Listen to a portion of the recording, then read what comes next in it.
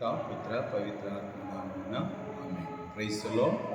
క్రీస్తు నామమునందు మిక్కిలి ప్రియులారా, ఈ వాక్య సుగంధం యొక్క వీక్షకులకు, సువార్త పాఠకులకు, విశ్వాసులకు ప్రత్యేకమైనటువంటి దేవుని యొక్క త్రియక సర్వేశ్వరుని ఆ మరి తల్లి యొక్క దీవెనలతో శుభాభివందనాలు తెలుపుతూ ఈరోజు వాక్య సుగంధము, వాక్య రక్షణ సువాసన మనము చదువుకుందాము.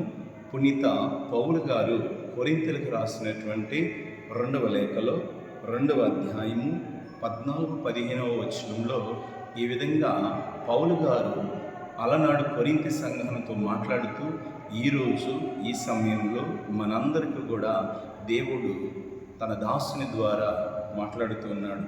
దేవునికి కృతజ్ఞతలు ఎలైనా ఆయన మా ద్వారా ప్రతి స్థలమందును క్రీస్తును గూర్చిన జ్ఞానం యొక్క సువాసనను వ్యాపింపచేయచ్చు.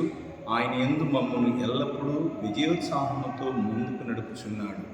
ఏలైనా మేము రక్షింపబడు వారికి, నాశనమందు వారికి దేవునికి కల్పితమగు క్రీస్తుని సుగంధమై ఉన్నాము.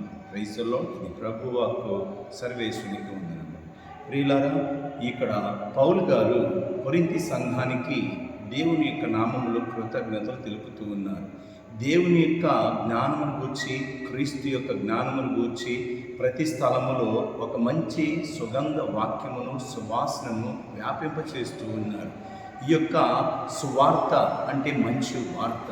ఈ యొక్క జ్ఞానముతో ఉన్నటువంటి వారు ఆ రక్షణ వాక్యముని సుగంధ వాక్యాన్ని ఎవరైతే స్వీకరిస్తారో ఆ వాసన అనేది రక్షణ వాసనముగాను, రక్షించబడు వారికి అది మంచి సువాసనగాను మారుతుంది. ప్రియులారా, ఇక్కడ మేము రక్షించబడు వారికి, నాశనమందు వారికి దేవుని కల్పితమగు క్రీస్తుని సుగంధమై ఉన్నామని పౌలు గారు అంటున్నారు. అంటే రక్షించబడిన ప్రతి వ్యక్తి కూడా ఒక సుగంధమై, పరిమళము ఏ విధంగా అయితే సుగంధ పరిమళాలు జరుగుతాయో, రక్షణ పొందిన, జ్ఞానస్థానం పొందిన ప్రతి క్రైస్తవుడు కూడా దేవుని బిడ్డలుగా వాక్యమును స్వీకరించి వాక్యములు నడుస్తున్న ప్రతి బిడ్డ కూడా వాక్య సుగంధమై ఉన్నాడు.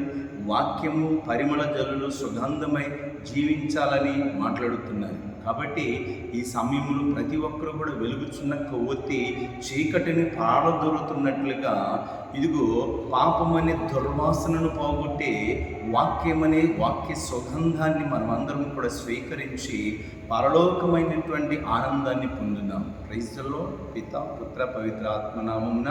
God bless you to all.